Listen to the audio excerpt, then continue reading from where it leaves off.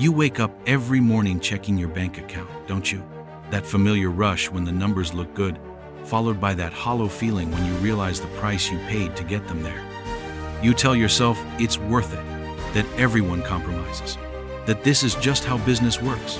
But late at night, when the world goes quiet, you know something fundamental is breaking inside you. I am Solomon, and I want to tell you about the day I walked away from more money than most kingdoms see in a lifetime. Not because I was noble or pure, but because I finally understood what real wealth actually means. Picture this. You're sitting across from people who promise to solve all your problems. The contract is thick, the terms are generous, the money is immediate. Everyone around you is saying, yes, take it. You'd be crazy not to. But something deep in your gut whispers danger. Most people ignore that whisper. Most people sign. Most people become slaves to their own success. Today, you're going to discover why the richest decisions aren't always the most profitable ones. You're going to learn how to recognize when a golden opportunity is actually a golden cage. This isn't about becoming a saint or rejecting money. This is about becoming someone who owns their wealth instead of being owned by it. The man who leaves this video will not be the same person who started it. You will see through the seductive lies that keep good people trapped in bad deals. You will develop the vision to spot the hidden costs that destroy fortunes, and the courage to walk away when walking away saves your soul. This is your moment of choice. Right here, right now. You can keep playing the game the way everyone else plays it, collecting money that slowly collects pieces of your integrity in return. Or you can learn what I learned when I said no to the deal that would have made me the richest and most miserable king in history. If you're ready to understand what real wealth looks like, if you're ready to become someone who builds an empire without selling their soul, then you need to hear this story. Subscribe now, because the people who need this message most are often the ones who almost skip it. Number 1. The most profitable deal offered to Solomon. You know that feeling when something seems too good to be true, yet everyone around you insists it's the opportunity of a lifetime? When your rational mind whispers warnings, while your ambition screams that you're being foolish to hesitate. I lived that moment when the most seductive business proposal ever crafted was laid before me, wrapped in golden promises and sealed with guarantees that made grown men weep with desire. The fundamental truth about wealth is this: the most dangerous deals are not the obviously bad ones, but those engineered to appear perfect. They prey on our deepest hungers, our secret fears of missing out, and our willingness to silence wisdom when profit calls loudly enough. Picture a spider's web, glistening with morning dew, appearing like the most beautiful jewelry nature ever created. Every strand catches the light just right. Every angle seems designed for perfection. But beneath that beauty lies a trap so sophisticated that even the wisest creatures can find themselves ensnared before they realize what has happened. The envoys arrived on a day when the kingdom's treasury was healthy but not overflowing. They wore robes of the finest silk, their camels loaded with samples of goods that made our merchants' eyes widen with hunger. Their leader spoke with the confidence of a man who had never heard the word no, presenting scrolls that detailed trade routes I had only dreamed of accessing, exclusive rights to passages that connected 3 continents, profit margins that would triple our annual revenue within 18 months, credit terms so favorable they seemed like gifts from the gods themselves. They showed me maps marked with red lines, each representing a trade route that would become mine alone. No competition, no negotiation, no uncertainty. They spoke of warehouses already built, of ships already purchased, of contracts already signed with distant kingdoms eager to pay premium prices for goods that would flow through my territory like rivers of gold. The guarantees were written in language so binding, so comprehensive, that it seemed impossible for me to lose even a single shekel. But here is where most rulers fail, where most businessmen stumble, where most wealthy people become prisoners of their own success. They see the gold and forget to ask where it came from. They count the profit and ignore the price. They focus on what they will gain and never consider what they might lose. The moment of awakening came not when I studied their numbers, But when I noticed what they did not say, in all their presentations, in all their guarantees, in all their promises, they never once mentioned what would happen if I wanted to walk away. They spoke of binding agreements, but never of exit clauses. They detailed my obligations, but were vague about my rights.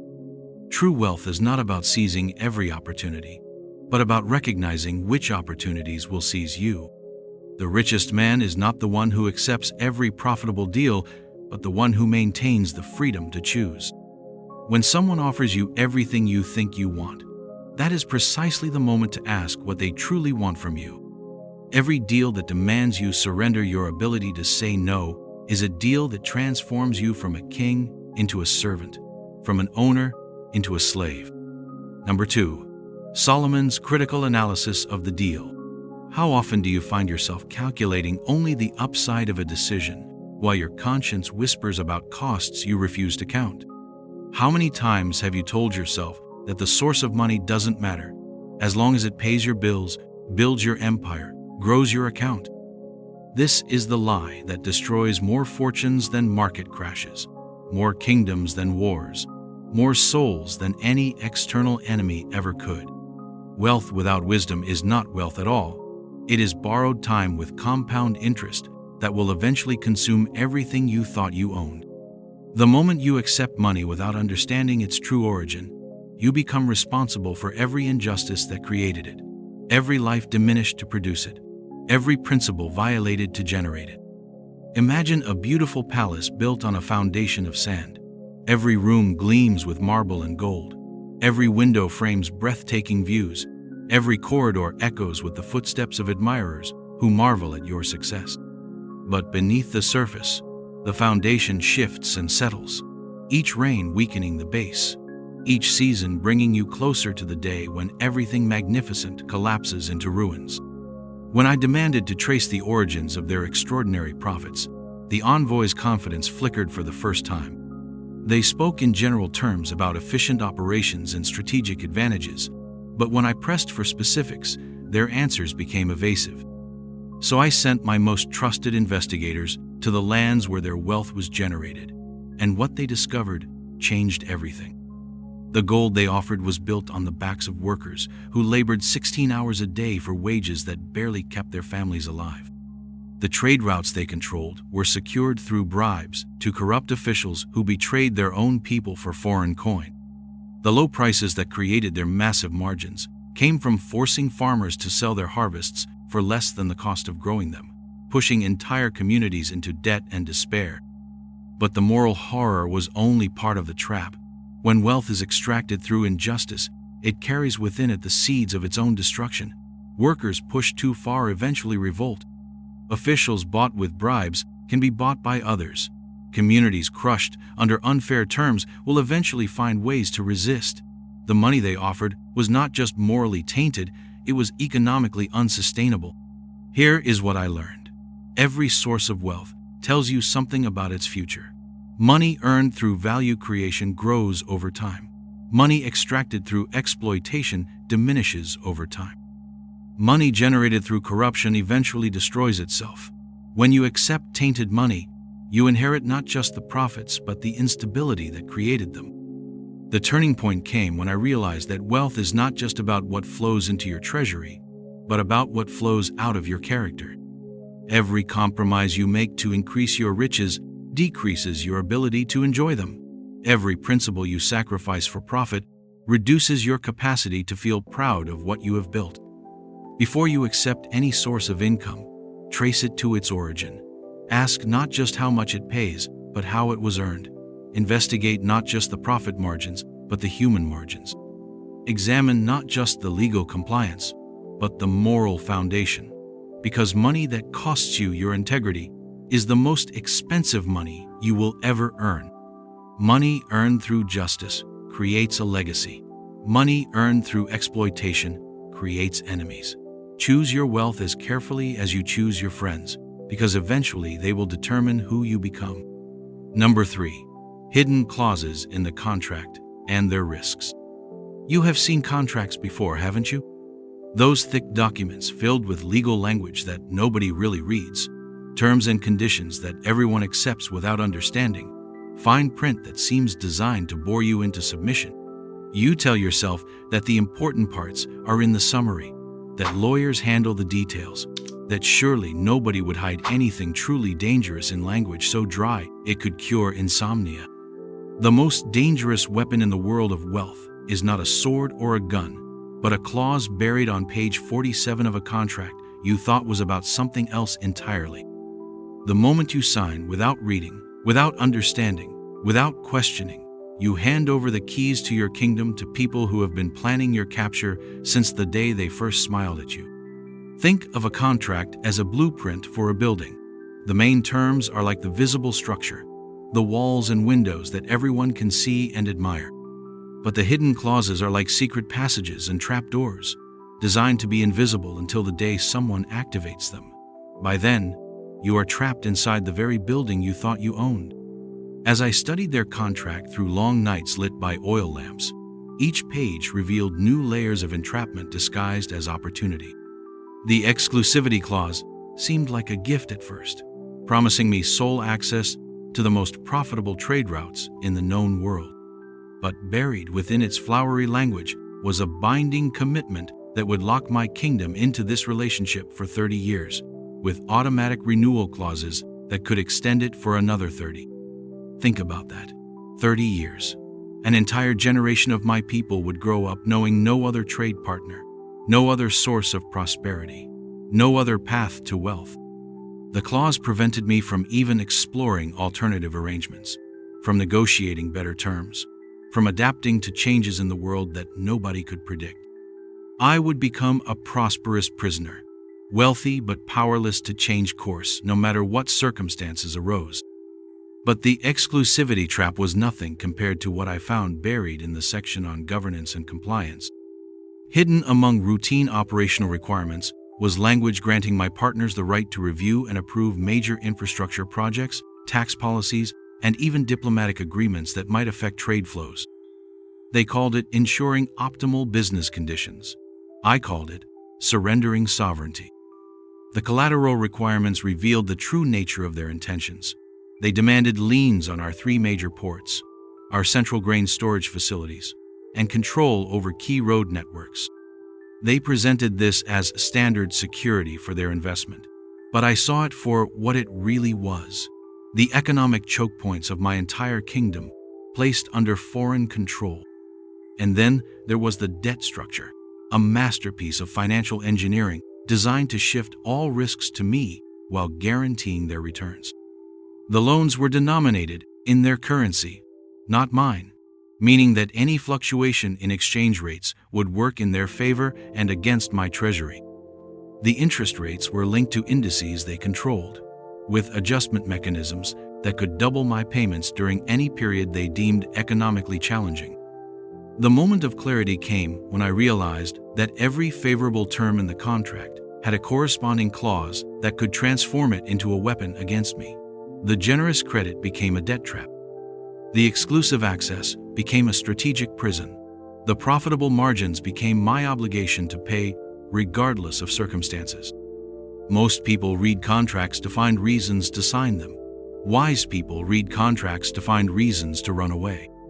When you find a deal with no exit strategy, you have found a deal designed to make you a permanent servant to someone else's ambitions. Read every word, question every clause, and remember that anything buried in fine print was put there for a reason that does not serve your interests. Number 4. Identification of collateral and long-term risks. How many times have you made a decision based on what seemed obvious in the moment, only to discover later that the real consequences were hiding in places you never thought to look? How often have you focused so intently on the immediate benefits that you missed the long-term costs gathering like storm clouds on the horizon of your future? Risk is never about the dangers you can see, but about the ones that remain invisible until they destroy everything you thought you had built safely. The wealthy man who only considers first-order consequences is a wealthy man temporarily. True prosperity requires the wisdom to trace every decision through its ripple effects across time, geography, and relationships. Imagine throwing a stone into a perfectly still lake. The first ripple is obvious, visible, predictable. But each subsequent ripple spreads further, interacts with the shoreline, bounces back, creates interference patterns, and ultimately transforms the entire surface of the water in ways you never anticipated when you released that single stone. When I mapped the potential consequences of accepting their deal, the picture that emerged terrified me more than any army I had ever faced in battle. The immediate profits were clear and substantial, but they would be built on a foundation of geopolitical dynamite that could explode at any moment. The first risk was diplomatic isolation. 3 of my strongest allies had explicitly warned me about this particular partner, sharing intelligence about their methods of operation, their history of abandoning partners when more profitable opportunities arose, their pattern of using economic dependence as a tool for political control. Accepting this deal would signal to my allies that I valued short-term profit over long-term loyalty. But the diplomatic risks were minor compared to the economic vulnerabilities I would inherit. By concentrating so much of my kingdom's prosperity in a single relationship, I would create what wise men call a single point of failure. If anything happened to disrupt this partnership, internal conflict within their empire, sanctions imposed by other powers, changes in their political leadership, my entire economy could collapse within months. The currency risks alone should have ended the discussion. Their economy was volatile, their leadership unstable, their currency subject to wild fluctuations based on factors completely outside my control. Yet the contract required me to accept payments in their currency while making my obligations payable in gold. Every transaction would be a gamble with my kingdom's future prosperity. Then there were the legal risks that could drag my kingdom into foreign courts, under foreign laws, subject to foreign judges who had no understanding of my culture, my values, or my people's needs. The contract specified that all disputes would be resolved in their capital city, under their legal system, with costs paid by the losing party. I would be fighting legal battles on their territory, by their rules, with their judges, while paying their lawyers. The moment that changed everything was when I realized that accepting this deal would not just expose my kingdom to risks, it would strip away my ability to manage them. The exclusivity clauses would prevent me from diversifying into safer relationships. The collateral requirements would tie up the assets I might need to weather economic storms. The long-term commitments would lock me into arrangements that might become disastrous if circumstances changed. True wealth is not about maximizing profits, but about minimizing the risks that could eliminate profits entirely. Before you accept any opportunity, map not just what you might gain, but everything you could lose, everyone you might alienate, and every future option you might sacrifice. The richest decision is often the one that preserves your ability to make better decisions tomorrow. When an opportunity demands that you surrender your flexibility, you are not looking at an opportunity, but at a trap disguised as one. Number 5. Opportunity cost. Do you ever lie awake at night wondering about the roads you didn't take, the doors you closed when you walked through others, the relationships you sacrificed for opportunities that seemed more valuable at the time? There is a special kind of poverty that comes not from having too little, but from discovering too late that in chasing one form of wealth, you lost access to riches that could never be replaced. The most expensive cost of any decision is not the money you spend, but the possibilities you forever give up. Every yes closes 1,000 doors.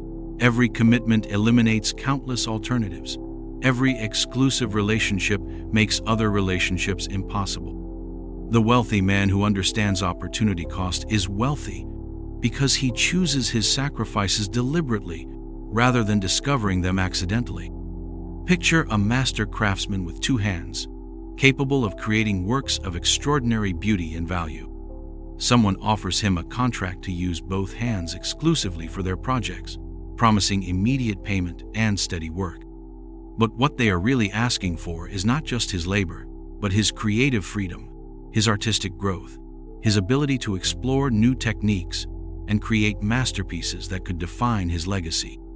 When I calculated what I would lose by accepting their deal, The numbers told a story more frightening than the risks I had already identified.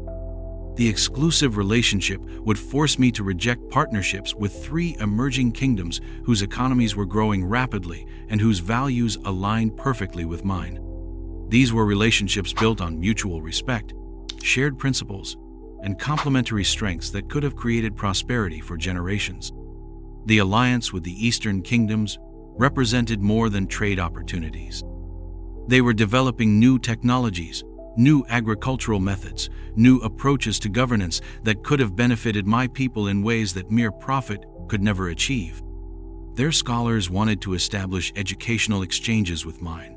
Their engineers had innovations that could revolutionize our infrastructure. Their artists carried cultural treasures that could enrich our civilization. But the deal would require me to choose between immediate financial gain and these deeper, more valuable connections. The exclusivity clauses would be interpreted as betrayal by potential allies who had approached me with offers of partnership based on trust, shared values, and mutual benefit, rather than pure profit maximization. Even more costly was what I would lose in terms of my kingdom's reputation and soft power. For decades, I had built relationships based on the principle that my word was more valuable than gold, that agreements with my kingdom were partnerships rather than exploitative arrangements, that dealing with us meant joining a network of ethical traders who succeeded through value creation rather than extraction. The moment I signed that contract, I would signal to the entire known world that my principles were for sale, that my kingdom's policies could be bought, that the man who had been trusted as an ethical leader was willing to compromise everything for the right price. The reputational capital that had taken decades to build would evaporate in a single signing ceremony. But perhaps the greatest opportunity cost was internal, the loss of something harder to measure but impossible to replace, the trust and respect of my own people. They looked to me not just as their economic provider but as their moral compass, the leader who would never sacrifice their long-term welfare for short-term gain, the king who valued their freedom and dignity above all else. The turning point came when I realized that wealth is not just about accumulating resources, but about preserving the relationships, reputation, and principles that make those resources meaningful. A fortune built on betrayed allies, compromised values, and lost trust is not wealth but poverty disguised by impressive numbers. Before you commit to any exclusive arrangement, count not just what you will gain, but what you will lose forever. The highest form of wealth is the freedom to choose your partners, your principles, and your path forward. Never sacrifice your long-term relationships for short-term profits, because relationships compound over decades while profits fluctuate with markets. Number 6. The filter of purpose and integrity. When did you last ask yourself, not whether you could afford something, but whether you could afford to live with the consequences of having it? When did you last turn down an opportunity, not because it wasn't profitable, but because it wasn't worthy of who you want to become? Most people accumulate wealth without ever defining what wealth should serve, building fortunes that eventually imprison them because they never established the principles that should govern those fortunes. Wealth without purpose is like a ship without a compass, capable of tremendous speed but destined to end up lost at sea. The richest man is not the one who can buy anything, but the one whose wealth serves a vision greater than his own appetites, whose prosperity creates rather than diminishes the world around him. Imagine a magnificent sword forged from the finest steel, perfectly balanced, sharp enough to cut through anything. In the hands of a righteous warrior, it becomes an instrument of justice, protection, and honor. In the hands of a brigand, the same sword becomes a tool of oppression, destruction, and shame. The weapon is identical, but its worth is determined entirely by the purpose it serves. Long before the envoys arrived with their seductive offer, I had established what I called the public square test. Any source of wealth, any business arrangement, any economic decision had to pass a simple but rigorous examination. Could I explain it publicly to my people without shame, without deception, without asking them to trust me rather than understand me? The test emerged from a simple recognition that leadership is stewardship, not ownership. The wealth flowing through my kingdom was not mine to spend according to my appetites, but mine to manage according to principles that would serve my people across generations. Every economic decision was ultimately a moral decision, because every choice about money was a choice about what kind of society we would create. When I applied this filter to the envoy's proposal, its true nature became immediately clear. I could not stand before my people and explain that their prosperity would be built on the suffering of workers in distant lands. I could not defend contracts that surrendered their sovereignty to foreign powers. I could not justify exclusive arrangements that would close doors to ethical partners who shared our values. The wealth they offered was not wealth at all, but a sophisticated form of debt that would be paid not in gold, but in honor, integrity, and the trust of people who depended on me to choose their welfare over my own enrichment. The interest rate on that debt would compound daily, eventually consuming everything I thought I was gaining. But the public square test revealed something even more important: the kind of person I would have to become to accept such an arrangement. Wealth always changes its owner, and the source of wealth determines the direction of change. Money earned through service makes you more generous. Money earned through exploitation makes you more selfish. Money earned through deception makes you more dishonest.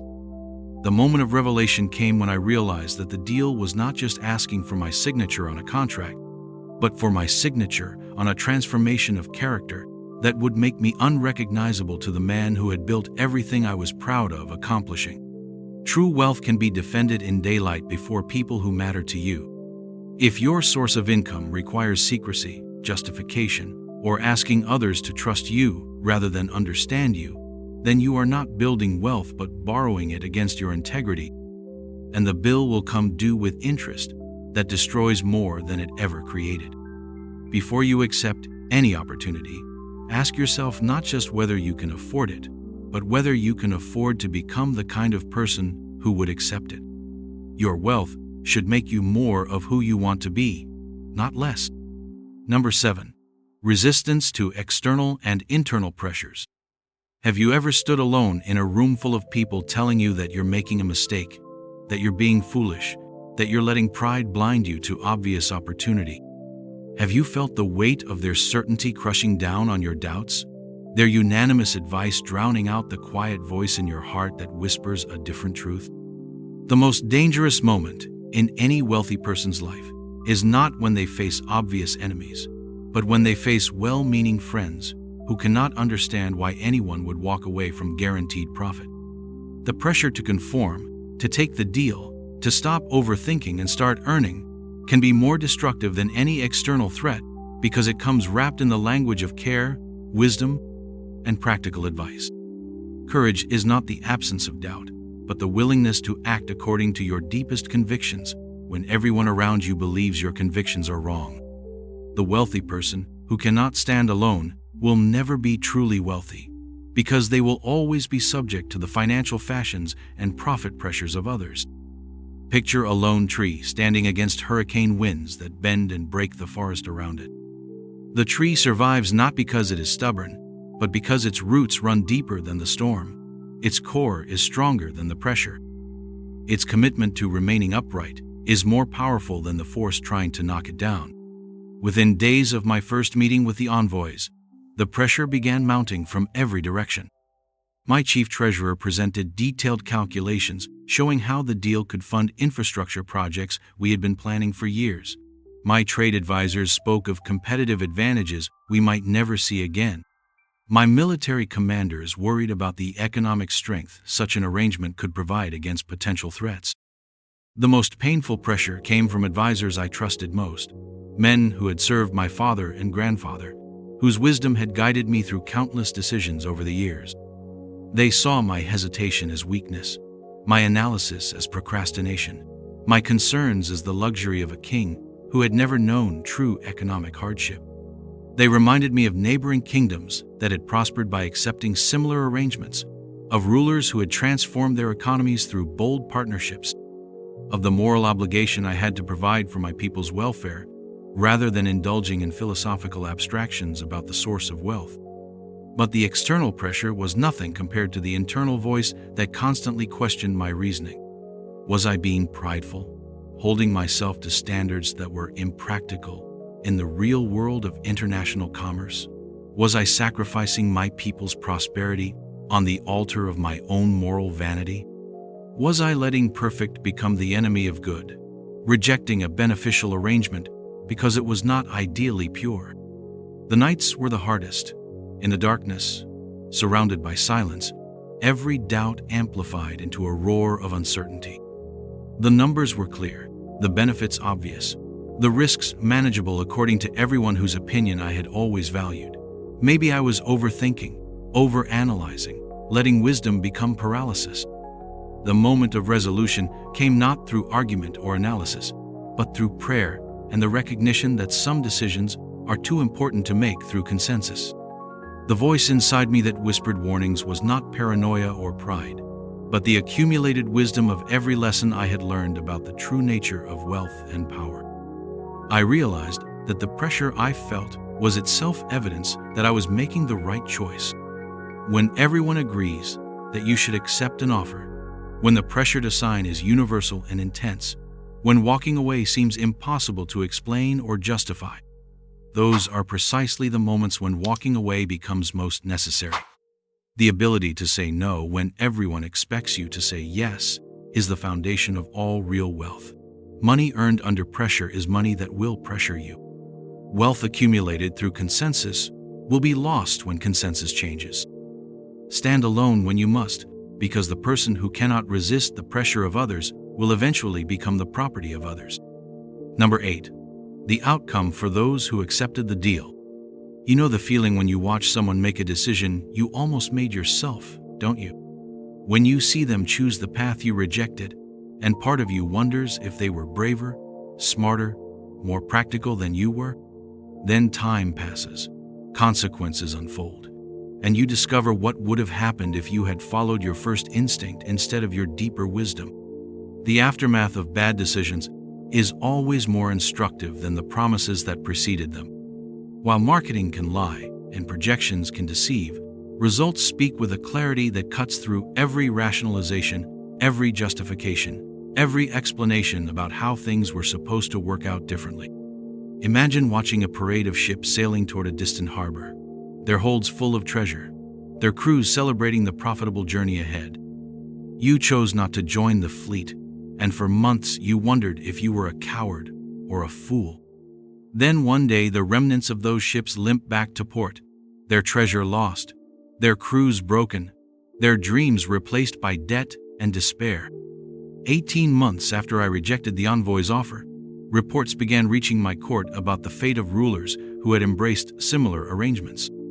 The first signs of trouble appeared as whispers in the marketplace, rumors of delayed payments and renegotiated terms. But whispers became headlines as the full scope of the disaster revealed itself. The foreign partner whose offer had seemed so generous began experiencing internal political upheaval that made their promises worthless overnight. A succession crisis led to civil war. Civil war led to economic collapse. Economic collapse led to the freezing of all external payments. Kingdoms that had restructured their entire economies around exclusive relationships with this partner found themselves cut off from their primary source of revenue without warning or recourse. But the payment crisis was only the beginning. International sanctions imposed on the troubled empire extended to their trading partners, meaning that kingdoms locked into exclusive arrangements suddenly found themselves isolated from global markets they had abandoned for the promise of easier profits. Ports that had been retooled for specific trade routes sat empty. Infrastructure built for particular partnerships became useless overnight. The rulers who had pledged their strategic assets as collateral discovered that foreign ownership meant foreign control, and foreign control meant foreign priorities that had nothing to do with their people's welfare. Ports were operated to serve the creditors' interests rather than local needs. Grain storage facilities became export depots that left local populations hungry while their harvests shipped overseas. Road networks became toll systems that extracted wealth from the very communities they were supposed to serve. The most tragic casualties were the smaller kingdoms that had bet everything on these arrangements. Without the resources to weather the sudden loss of revenue, without alternative trading relationships to fall back on, without the strategic assets they had pledged as collateral, they faced a choice between economic collapse and complete surrender of sovereignty to creditors who now owned their most vital infrastructure. The legal battles that followed created a second wave of devastation. Disputes over contract terms, unforeseeable events clauses, and liability for losses dragged on for years in foreign courts under foreign laws. Kingdoms found themselves paying legal fees that exceeded their original profits while fighting battles they had no realistic chance of winning. The moment of recognition came when I realized that every warning sign I had identified in their original proposal had manifested exactly as predicted. The risks I had worried about were not paranoid fantasies, but inevitable consequences that anyone could have foreseen if they had been willing to look beyond the immediate profits. The rulers who suffered these consequences were not foolish or weak. They were practical men who made reasonable decisions based on the information presented to them. But they made the fatal error of trusting projections more than principles, of believing promises more than patterns, of valuing consensus more than conscience. When you see others suffer the consequences of choices you almost made, do not celebrate your wisdom, but strengthen your commitment to the principles that saved you. The market is always creating new versions of old traps, and yesterday's wisdom is today's salvation. Number 9. The outcome for Solomon and his kingdom. What does it feel like to watch the storm destroy everything around you while you remain standing on solid ground? How do you process the knowledge that the decision everyone criticized as foolish has proven to be the choice that saved everything you had built? There is a particular satisfaction that comes not from being proven right, but from watching your principles create prosperity that no clever strategy could have achieved. Freedom is not the absence of constraints, but the presence of constraints you have chosen deliberately rather than accepted unconsciously. The wealthy person who maintains control over their commitments, their partnerships, and their principles discovers that true prosperity comes not from maximizing profits, but from optimizing choices. Picture a fortress built on a mountain, while the valley below floods with waters that destroy everything in their path. The fortress stands not because it avoided the storm, but because its builders chose elevation over convenience, solid rock over fertile soil, long-term security over immediate advantage. While kingdoms that had accepted similar deals struggled with broken contracts and foreign control, my rejection of the envoy's offer left my treasury intact, my alliances strong, and my options unlimited. The liquidity I had preserved by walking away from their exclusive arrangement became the capital that funded the most prosperous period in my kingdom's history. Without the constraints of exclusive relationships, I was free to pursue partnerships with multiple kingdoms based on mutual benefit rather than exploitative extraction. The Eastern alliance that I would have been forced to reject proved to be the most valuable relationship my kingdom ever established, bringing not just trade opportunities, but technological innovations that revolutionized our agriculture, medicine, and engineering. The reputation I preserved by refusing to compromise my principles became a magnet for ethical partners who sought relationships based on shared values, rather than pure profit maximization. Word spread throughout the trading world that my kingdom was a place where contracts meant what they said, where partnerships were genuine collaborations, where success was built on value creation rather than exploitation. The infrastructure investments I made with the preserved capital created resilient prosperity that weathered every economic storm that followed. Instead of concentrating wealth in exclusive arrangements that could vanish overnight, I diversified into multiple revenue streams that supported each other during difficult periods. Ports designed for flexibility rather than exclusivity adapted to changing trade patterns. Roads built for general commerce rather than specific partnerships served the needs of growing communities.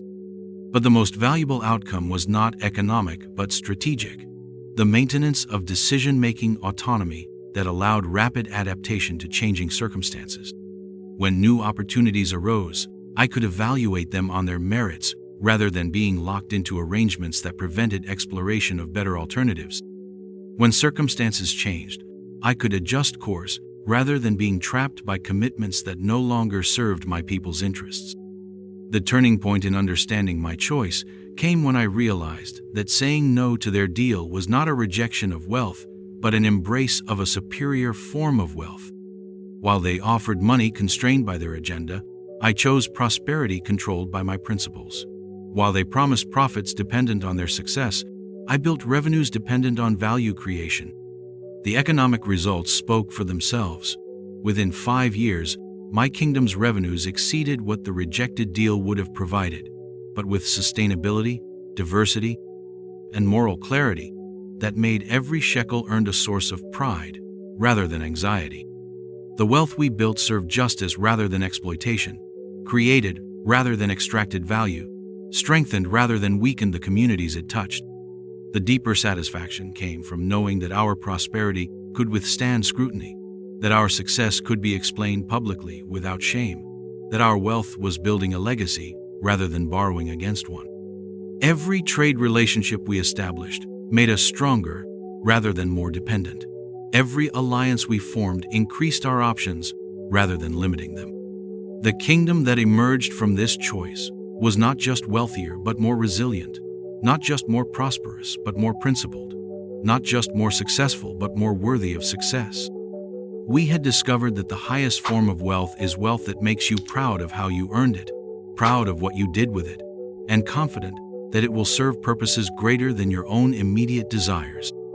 True prosperity is not about having enough money to buy whatever you want, but about having enough wisdom to want only what money should buy. The river of time carries forward only what deserves to survive.